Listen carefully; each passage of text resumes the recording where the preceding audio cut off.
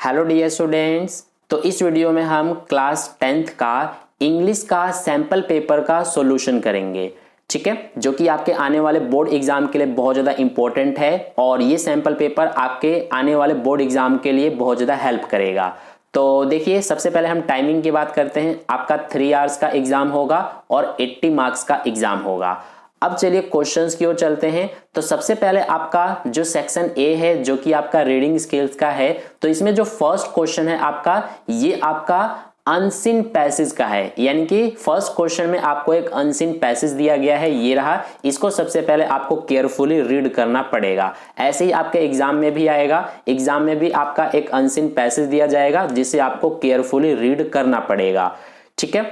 तो यहां पर क्या है हमारा ये passage, as a high school student. High school student किसे कहते हैं? जो 9th से 12th क्लास के स्टूडेंट होते हैं वो हाई स्कूल स्टूडेंट होते हैं। Studying poetry can be a roller coaster ride. यानी कि एक हाई स्कूल स्टूडेंट के लिए स्टडिंग पोएट्री, पोएट्री को स्टडी करना एक रोलर कोस्टर राइड की तरह होता है। This journey is punctuated by moments of profound appreciation for simpler pieces. यानी कि ये जो जर्नी है ये पंक्चुएट की गई है by moments of profound appreciation for simpler pieces and intermittent frustration with more complex works, ठीक है। तो इसी तरह से ये पूरा आपका पैसेज है। इस पैसेज को सबसे पहले आपको केयरफुली रीड करना है। ये जो पैसेज है आपका, ये पूरा यहां तक है, तो यहां तक आपको सबसे पहले रीड करना है। मैं पूरा पैसेज रीड करके नहीं समझा रहा हूं, नहीं तो वीडियो काफी ज्यादा लेंदी हो जाएगी। अब इसके बेस पे जो अनसीन पैसेज दिया है, इसके बेस पे क्वेश्चंस पूछे गए हैं। देखिए, सबसे पहले हमें बोला है answer the following questions based on the passage above. तो जो हमने अभी पैसेज को रीड किया है ऊपर, उसके बेस पे यहां पर क्वेश्चंस पूछे गए हैं, इनके आंसर करने हैं। फर्स्ट क्वेश्चन देखिए क्या है, which of the following statements best describes the author's attitude towards studying poetry. यानी कि यहां पर ये जो 4 स्टेटमेंट्स हमें दिए गए हैं, इनमें से कौन सा स्टेटमेंट जो है वो बेस्ट डिस्क्राइब करता है ऑथर के एटीट्यूड को टुवर्ड्स स्टडिंग पोएट्री, ठीक है।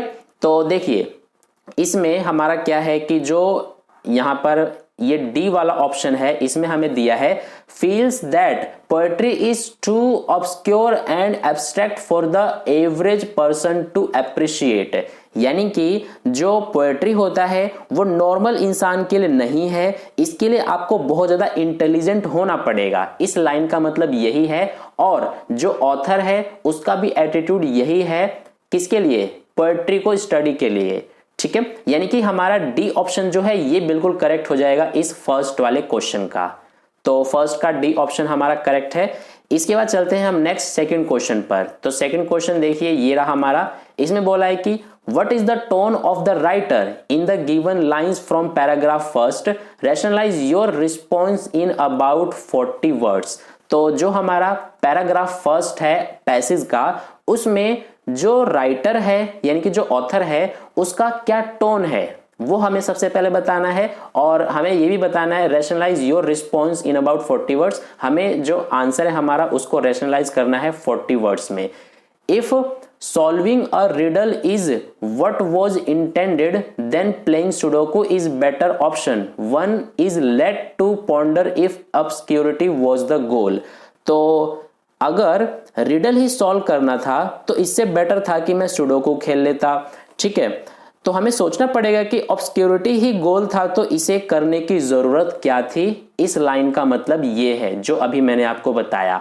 अब इसका आंसर आपको कैसे करना है, देखिए इसका आंसर जो है वो हमारा यहां से हो जाएगा। सबसे पहले टोन पूछा था, तो टोन जो है वो हमारा हो जाएगा क्रिटिकल। और हमें अपने रिस्पॉन्स को रैशनलाइज करना था, तो यहां से हमारा आंसर हो जाएगा, ये देखिए यहां से लेकर के यहां तक rational. The writer seems to be expressing. इसी तरह से ये पूरा आंसर है हमारा यहां तक। तो इसको आप रीड कर सकते हैं वीडियो को पॉज करके, ठीक है। तो ये हमारा आंसर हो जाएगा सेकंड क्वेश्चन का। इसके बाद चलते हैं नेक्स्ट, जो हमारा थर्ड क्वेश्चन है, जो कि यहां पर आप देख सकते हैं, ये रहा हमारा थर्ड क्वेश्चन। तो थर्ड क्वेश्चन को आप रीड कर लेना। ये हमारा थर्ड क्वेश्चन है पूरा, इसको आप रीड कर लेना। इसका जो आंसर है ना वो हमारा हो जाएगा, इसका आंसर जो है वो हमारा ये रहा। ये थर्ड क्वेश्चन है और इसका आंसर यहां से लेकर के यहां तक है। ठीक है, इसके अलावा जो हमारा सेकंड क्वेश्चन था उसका आंसर ये भी हो सकता है, यहां से लेकर यहां तक ये भी हो सकता है, या फिर ये ऊपर वाला जो है ये भी हो सकता है। ठीक है, या तो ये वाला आंसर या फिर ये वाला आंसर, दोनों में से कोई भी हमारा ठीक है। सेकंड क्वेश्चन के आंसर की बात कर रहा हूं मैं। ठीक है, और थर्ड का जो आंसर है वो हमारा है यहां से लेकर के, सॉरी ये तो क्वेश्चन है, आंसर जो है वो यहां से लेकर के यहां तक है। तो इसका आंसर आप खुद से देख लेना। ठीक है, और इसके अलावा ओसवाल पब्लिकेशन का मैं आपको ये एक बुक रिकमेंड करना चाहूँगा जो कि CBSE last 10 years solve papers के नाम से ये बुक है। इस बुक में आपको इंग्लिश, मैथ्स, साइंस और सोशल साइंस चारों ही सब्जेक्ट्स के सीबीएसई ने लास्ट 10 ईयर्स में जितने भी एग्जाम्स लिए हैं, चाहे वो दिल्ली के हो या फिर आउटसाइड दिल्ली के हो, तो उन सभी एग्जाम्स के क्वेश्चन पेपर विद सॉल्यूशन इस बुक में करा रखे हैं। तो लास्ट 10 इयर्स के क्वेश्चन पेपर को देखकर आप आइडिया लगा सकते हो कि सीबीएसई ने किस तरह के क्वेश्चंस पूछे हैं, उसके अकॉर्डिंग ही आप बोर्ड एग्जाम के लिए प्रिपरेशन करोगे। तो इसीलिए आपके प्रिपरेशन के लिए बहुत ज़्यादा हेल्प करेगी ये बुक। तो इस बुक को परचेज करने का लिंक मैं आपको इस वीडियो के डिस्क्रिप्शन बॉक्स में दे दूंगा। उस लिंक पर क्लिक करके आप इस बुक को परचेज कर लेना और अपने आने वाले बोर्ड एग्जाम के लिए और बेहतरीन और अच्छे से प्रिपरेशन करना। अब इसी तरह से जो नेक्स्ट क्वेश्चन है आपका, नेक्स्ट हमारा फोर्थ क्वेश्चन ये रहा। फोर्थ क्वेश्चन देखिए, इसमें हमें क्या बोला है, the passage include some words that are opposites of each other from the sets A to E below, identify two sets of antonym. तो हमें एंटोनिम के 2 सेट्स इसमें से आइडेंटिफाई करने हैं। पहला है कि इंट्रिगिंग एंड ऑफ पुटिंग। तो ये हमारा देखिए, इंट्रिगिंग का मतलब क्या होता है कि इसका मतलब होता है क्यूरियस यानी कि जिज्ञासु, और ऑफ पुटिंग जो होता है इसका मतलब क्या होता है, बोर कर देना। तो ये जो है एक दूसरे के एंटोनिम है यानी कि ऑपोजिट है। तो एक तो हमारा ए ऑप्शन हो जाएगा। इसके अलावा यहां पर ये अप्रिशिएट एंड अपलोड दोनों का मतलब सेम होता है, तारीफ करना।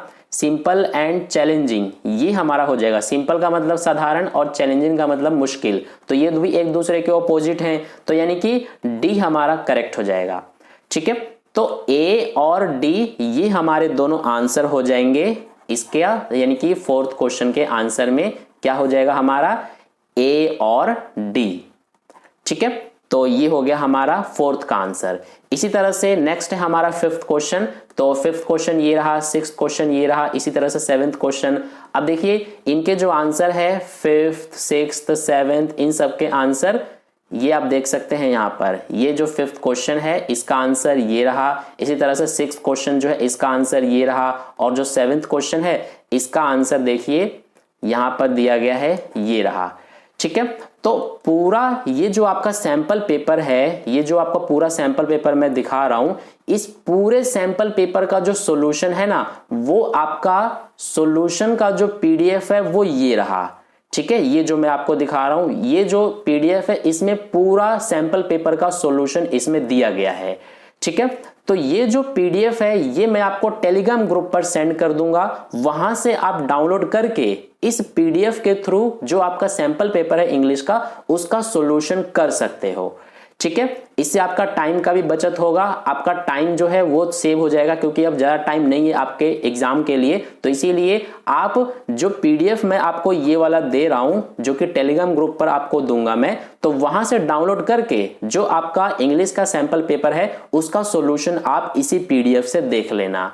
ठीक है, तो आई होप आपको समझ में आ गया होगा। और अगर आपने टेलीग्राम ग्रुप ज्वाइन नहीं किया है तो टेलीग्राम ग्रुप ज्वाइन कर लेना। टेलीग्राम ग्रुप को ज्वाइन करने का लिंक मैं आपको इस वीडियो के डिस्क्रिप्शन बॉक्स में दे रहा हूं, उस लिंक पर क्लिक करके आप टेलीग्राम ग्रुप को ज्वाइन कर लेना, और वहां पर ज्वाइन करने के बाद जो ये पीडीएफ है सॉल्यूशन का ये आपको मिल जाएगा। ठीक है, टेलीग्राम ग्रुप ज्वाइन करने का कोई पैसा नहीं देना होता, ये बिल्कुल फ्री है। तो ज्वाइन करने के बाद जो ये पीडीएफ है आपका सॉल्यूशन का, इसे आप डाउनलोड कर लेना। ठीक है, और इसके अलावा देखिए जो हमारा सैंपल पेपर है इंग्लिश का, ये जो सैंपल पेपर है आप देख सकते हैं पूरा, इसका कितने क्वेश्चंस है वो आप देख सकते हैं। पूरा जो क्वेश्चंस है इन सब का सॉल्यूशन उस पीडीएफ में दिया गया है। ठीक है, तो यहां पर ये आप देख सकते हैं पूरा लास्ट जो आपका क्वेश्चन है लास्ट क्वेश्चन आपका है क्वेश्चन नंबर 11। ये रहा आपका क्वेश्चन नंबर 11। तो क्वेश्चन नंबर 11 तक यानी कि पूरा हर एक क्वेश्चन का सॉल्यूशन जो है वो आपका इस पीडीएफ में दिया हुआ है। ठीक है, इस पीडीएफ को आप देख सकते हैं, इसमें हर एक क्वेश्चन के सॉल्यूशन दिए गए हैं। तो इस पीडीएफ को आप डाउनलोड करके और सारा जो सैंपल पेपर में क्वेश्चंस है उनकी प्रैक्टिस आप कर सकते हैं और इनका सॉल्यूशन भी इस पीडीएफ से आप देख सकते हो। ठीक है, ये आप देख सकते हैं लास्ट जो आपका क्वेश्चन है क्वेश्चन नंबर 11 का, उसका आंसर भी इसमें दिया हुआ है। ये रहा क्वेश्चन नंबर 11 और इसका जो सॉल्यूशन है वो ये आप देख सकते हैं, यहाँ रहा।